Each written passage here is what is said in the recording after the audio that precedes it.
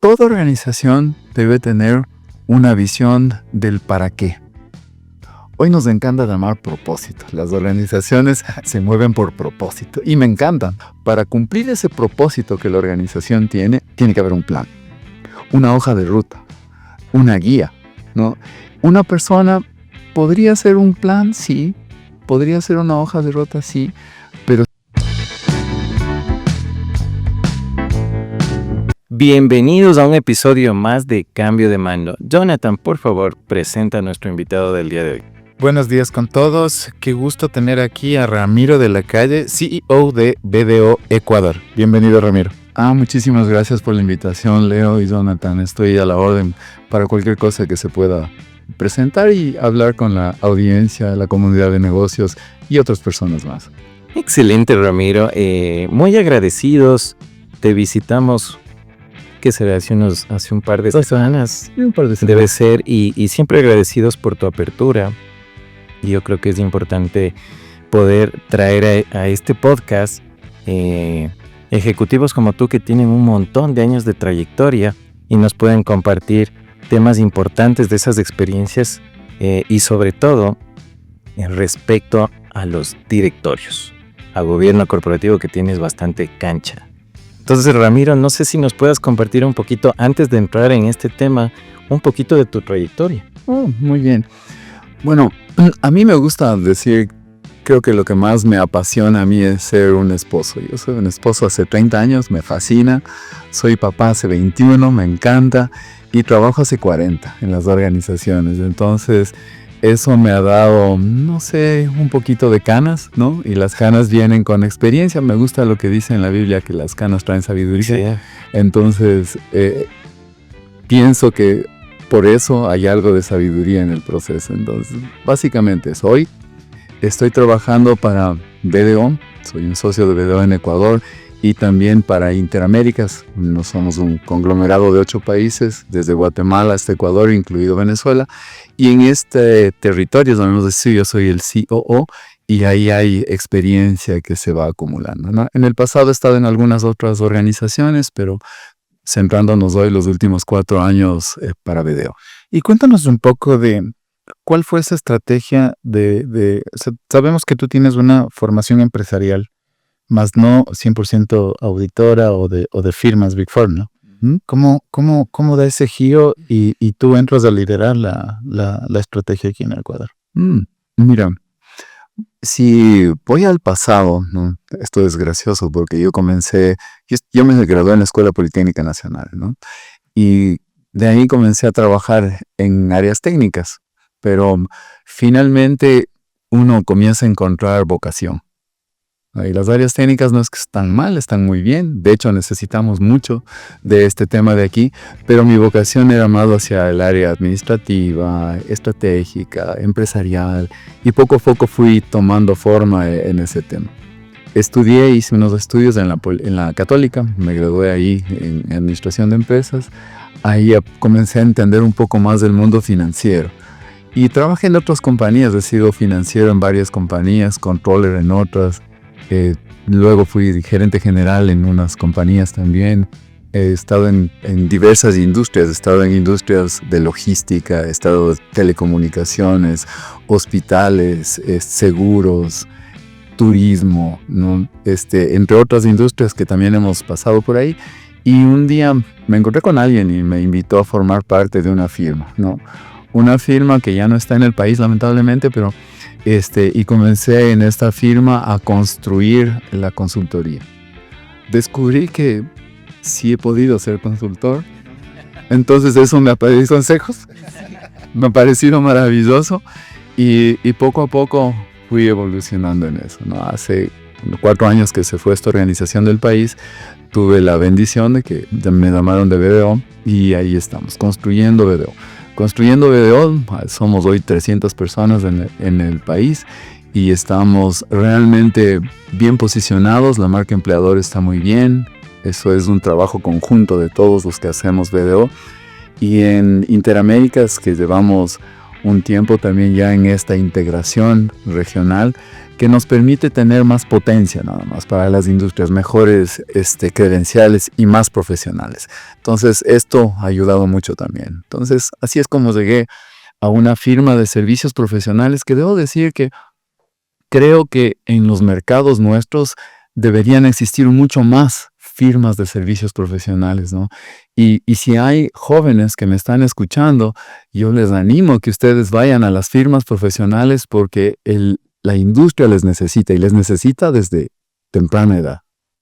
Qué interesante. O sea, la visión empresarial en una firma de este tipo, o sea, para mí sí es disruptivo, te soy sincero, porque a la larga se ha visto o era común que la persona técnica, 100% técnica, esté a la cabeza y obviamente es diferente la visión. Entonces, yo creo que tú aportas muchísimo a la firma BDO. En una perspectiva más de negocios, ¿no? Más de apertura, ¿no? Igual nosotros venimos también de firmas, claro, y entendemos el contexto y como que las firmas son como más cerradas, ¿no? Yo en mi firma, tú en la tuya. Sí, hoy por hoy creo que en el lenguaje de negocios te da incluso una apertura, un abanico para ser un poco... No, y de hecho yo empecé diciendo que te visitamos hace 2 semanas y esa apertura es muy difícil de encontrar, pero tu visión es diferente y te felicito sinceramente por eso. Gracias, Leo. Ya la hora, Edre. No, encantados. Entonces, ahora sí, entrando a lo que venimos, al gobierno. Mi estimado Ramiro, no sé qué experiencias nos podrías compartir con respecto a cómo se maneja un directorio en la vida real. Esa es una pregunta realmente buena, porque creo que uno debe contextualizar el manejo de un directorio. No es lo mismo un directorio formado para una empresa multinacional, que su headquarters está en Londres o en algún lado así, en donde la estructura está dada, ¿no? Y más bien los directorios locales no son directorios per se como se deberían ser.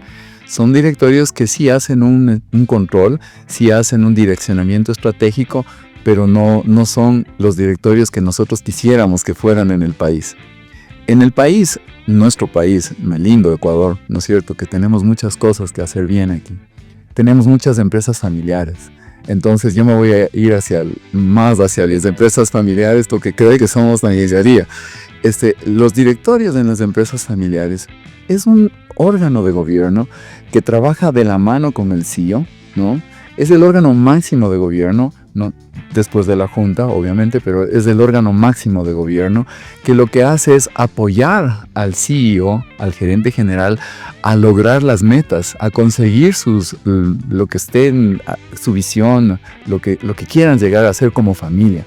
Porque también hay un órgano que es un consejo de familia, que es el que pone hacia dónde van, cuál es la visión, pero es el directorio el que apoya eso. Entonces, un buen directorio debe estar compuesto de una manera multidisciplinaria. Y cuando digo multidisciplinaria, me voy a imaginar el CEO es un experto financiero. En el directorio no voy a traer un experto financiero, pero potencialmente puedo traer un experto comercial, ¿no? O si el gerente general es un experto comercial y necesita un poquito más de análisis estratégico, traigo un experto en análisis estratégico, ¿no? Y tengo un directorio que sea multidisciplinario. Debe haber continuidad. Debe estar clara la visión del directorio, lo que tiene que hacer y lo que no puede hacer. Por ejemplo, un directorio no debería tener bajo ningún concepto el mandato sobre propiedad. Me refiero a compra y venta de la empresa. Eso es un tema de familia, no es un tema de directorio. Pero el tema de directorio sí puede ayudarle muchísimo al CEO, ¿no? En decir cuál es la política de salarios, cuál es la política de entrada de familia, cuál es la política de contratación de nuevas personas, cuál es la política de carrera, cómo vamos a atender tal mercado, cómo vamos a atender el otro mercado, cómo vamos a competir, cuál va a ser nuestra política de precios, cuál va a ser nuestra estrategia para llegar. Entonces, el directorio definitivamente bien usado es espectacular y no debe estar compuesto por panas, ¿no? O sea, para ponerlo de alguna manera, porque los panas no van a ir a buscar una ideología de familia. Los panas van a ir a buscar cosas de panas y reúnanse, ¿no es cierto?, en un barcito, tómense una cerveza y hagan cosas de panas, pero el directorio es otra cosa. Eso Hay que hacer empresa. sí, correcto. Y en este contexto de hablarlo de la realidad, tú bien dijiste, las multinacionales vienen con las instrucciones puestas, las empresas familiares van desarrollándose en el camino exacto. ¿Se cumple? O sea, de tu perspectiva de consultor, ¿se cumple este tema de tener una diversidad o si existe este tema de que hay directorios que posiblemente no están cumpliendo sus funciones porque te traigo al amigo, te traigo al... O sea, ¿qué has visto en proporciones? Mira, me he encontrado con diversidades de directorios. Voy a ponerlo entre comillas, directorios. Simplemente son un grupo de personas que se reúnen de vez en cuando para tener un formalismo. Me he encontrado con eso. El día de hoy yo estoy convencido, yo pienso además esto que es correcto. No creo que deba haber un 30% de mujeres en un directorio. Si son el 50, si son el 60, y no por cuota, ¿no? Si son el 100% está bien.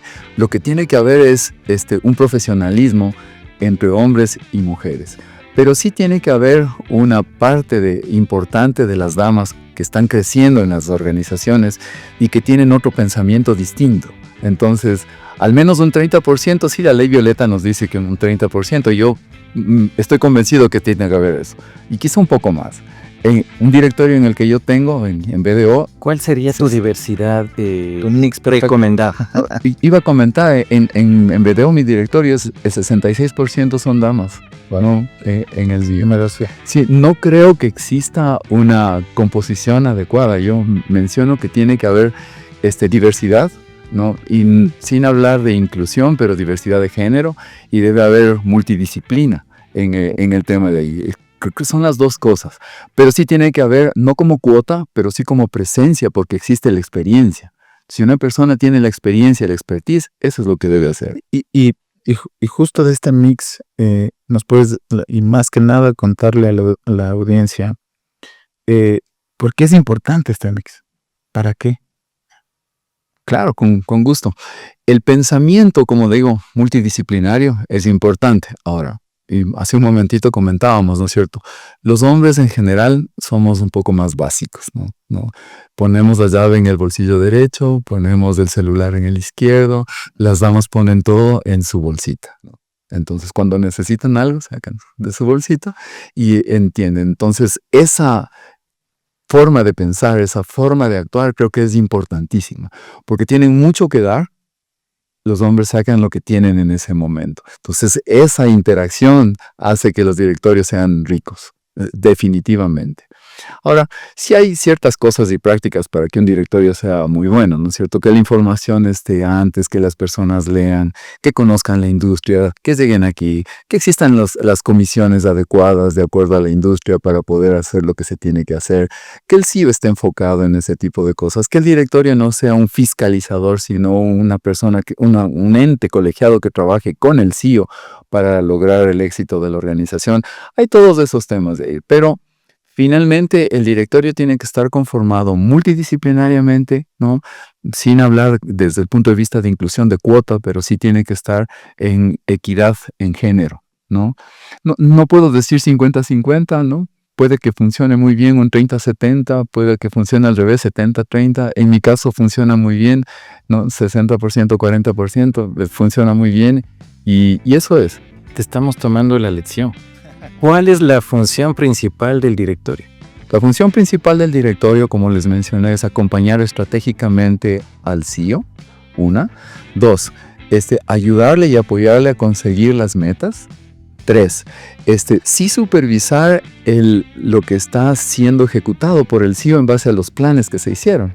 Porque el CEO puede salir de una sesión estratégica en donde se dijo en el directorio que vamos a hacer ABC y el CEO está haciendo DES, entonces eso sería incorrecto, ayuda, pero cuando está enfocado, el directorio tiene que apoyarle a conseguir estos fines. Estas son las cosas que tienen que pasar. Y a nosotros nos gusta hablar de lo bueno y lo malo, ¿no? Y ahora, cuéntanos un poco de lo malo que has visto en los directorios. ¿Cuáles son los errores que no deben cometer los directorios en una sesión? Mira, una práctica que a mí me parece no sé, por llamarle aburrida ya, que un director, o directora, lo que sea, recibe los estados financieros, ¿no?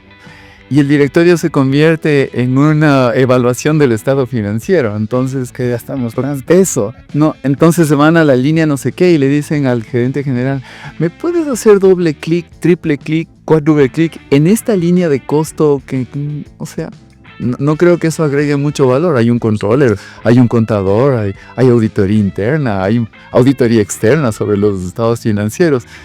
Hay muchos entes que están ahí en el medio, entonces esa es una práctica que no está buena, ¿no? Esa es una práctica que está... No sumirnos de los temas operativos que no competen. O sea, justamente respecto a este tema, tú acabaste de hablar de cuál es el objetivo del directorio o del board, y es la estrategia. Tú topaste la palabra estrategia. Entonces yo creo que sí es un error común que los directorios se centren en los números y en ver el pasado, pero la estrategia es ver el futuro. Y cuéntanos un poquito más de por qué es importante la estrategia en el directorio hacia largo plazo. Mira, toda organización debe tener una visión del para qué. Hoy nos encanta llamar propósito. Las organizaciones se mueven por propósito y me encantan. Por cierto, suena más bonito y profundo. Pero estoy totalmente de acuerdo, ¿no? Por propósito. Entonces, para cumplir ese propósito que la organización tiene que haber un plan, una hoja de ruta, una guía, ¿no? Una persona podría hacer un plan, sí, podría hacer una hoja de ruta, sí, pero si un directorio hace, visto desde muchas aristas, ese plan es más rico, la hoja de ruta es mucho mejor, la forma de apoyar y controlar y de llegar al propósito es mucho más rápido y la empresa va a tener sostenibilidad y va a ser sustentable. Esas son cosas importantes. Hay que trascender en el tiempo y en las empresas familiares, que es lo que tocábamos, a veces en primera generación se pierden las empresas. Los directorios buenos, que tienen además de empresa familiar un buen consejo de familia, un buen protocolo, hace que las empresas trasciendan en el tiempo. Entonces creo que eso es la función básica, trascender en el tiempo. Y yendo a tu comentario de este momento de la generación, ¿en dónde o en qué generación tú has visto que se conforman los directorios mejor estructurados? ¿Primera, segunda? Buena pregunta esa, porque mira, me he encontrado con muchos compañías que están en segunda generación, pasando a tercera generación y no tienen un protocolo siquiera, ¿no? Y claro, ahí lo que tienen es conflicto, ¿no? Creo que el mejor momento para confirmar un directorio es el siguiente, ¿no es cierto? Digamos el fundador, la fundadora, el matriarca, lo que sea de estos tipos que están trabajando 24/7, no tienen tiempo de tener un directorio, están construyendo la organización, pero después avisoran ya una segunda generación. El momento que avisoran una segunda generación quizás es el momento ideal. No solamente de tener un directorio, sino de tener reglas de familia, de tener un protocolo, de tener un consejo y para evitar conflictos y hacer que la empresa trascienda en el tiempo. Creo que ese es el mejor momento en esa transición. De ahí el directorio tiene que irse enriqueciendo. Dependiendo de la empresa, del tamaño, etcétera, tendrán un número, ¿no? También el número tiene que ser manejable. No voy a tener una empresa mediana con un directorio de 15 personas. Es como se vuelve ingobernable el directorio. Pero por lo menos unas 3 personas en ese, más del CEO, funciona muy bien. Entonces, ese tipo de cosas. En función a tu amplia experiencia, quisiera hacerte la siguiente pregunta. ¿Qué es primero, el gobierno familiar o el gobierno corporativo dentro del desarrollo de una organización? Bueno, hay 3. Una empresa familiar, ¿no? No, sí, claro. No. Mira, recuerda que para que exista empresa, tiene que haber el emprendimiento, el trabajo, etcétera, ¿no es cierto? Entonces, regularmente es un empresario que es el emprendedor o una empresaria que es la emprendedora y que son los que tienen la idea y trabajan y comienzan a hacer la empresa. Entonces, desde ese punto de vista, lo primero que tiene que haber es un buen gobierno de empresa, ¿no? Eso tiene que haber, porque si no, ¿cómo funcionan? Pero si comienza a incorporar gente de familia o comienza a ser muy grande, tiene que haber un protocolo familiar, tiene que haber un consejo de familia, dependiendo del tamaño de las cosas. Dependiente de la familia. Yo creo que sería la importancia. Sí, clave. sí, porque de alguna forma ya las compañías, o sea, la familia como tal o el fundador, cuando empieza ya a crear su patrimonio, es el momento de ¿y cómo voy a cuidar este patrimonio? Tenemos que planificar. Por supuesto. Y por otro lado, una razón también compleja que siempre la tomamos de aquí, y es que en familia los conflictos son más del día a día que en la empresa, ¿sí? Entonces llega un divorcio. ¿Qué pasa si no tienes protocolo? Ya murió la empresa. Muy de cajón, muy de cajón. Está sentenciado eso. No, sí. Y mira, dentro de la parte de gobierno de familia, el consejo de familia, tiene que haber un capítulo grande que hable de este protocolo de patrimonio, de cómo voy a manejar el patrimonio.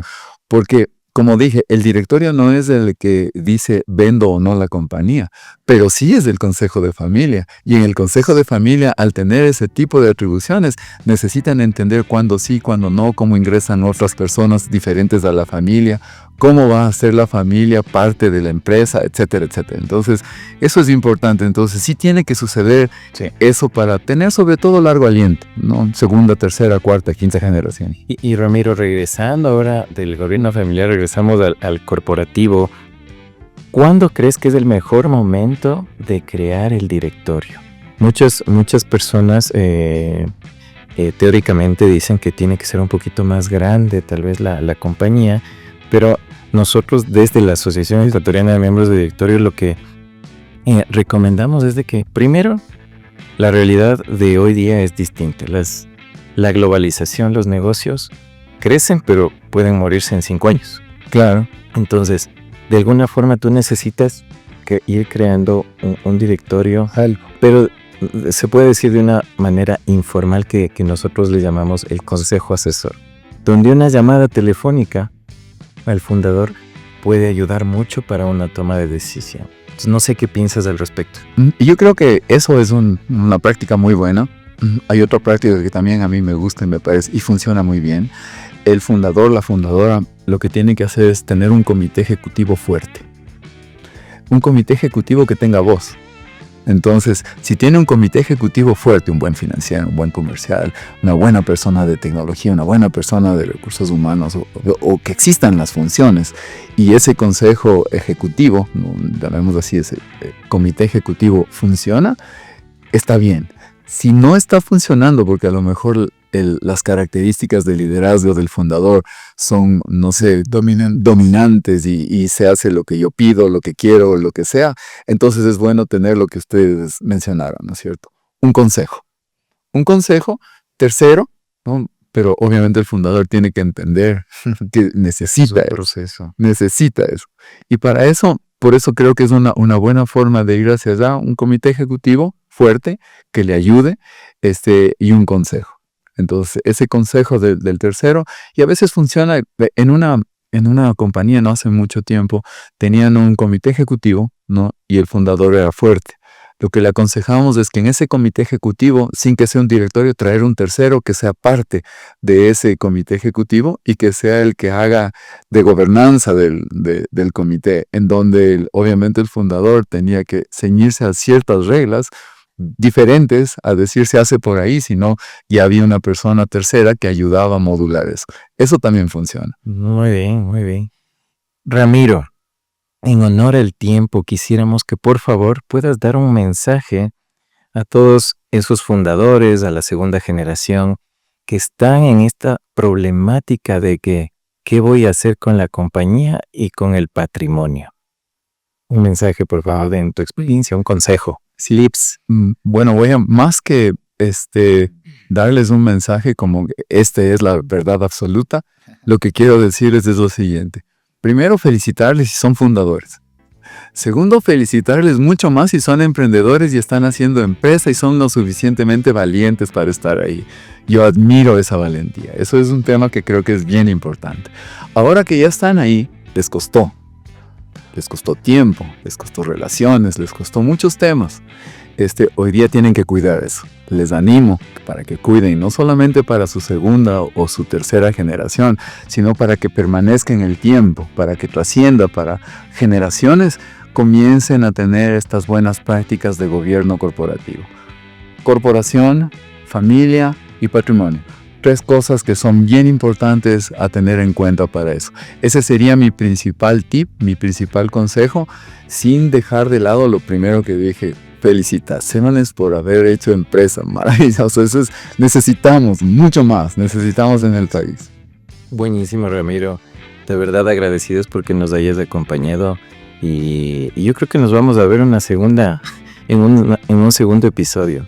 Muy enriquecedor, la verdad. Gracias por tu tiempo. Leo, será un gusto. Igual, Jonathan, será un gusto. Yo estoy a la orden. Recuerden que lo más importante es trascender a la comunidad de negocios con consejos que les pueda ayudar a ellos a entregar más valor a la sociedad. Necesitamos eso. Entonces, con mucho gusto. Yo de mi parte, de la misma forma, ¿no?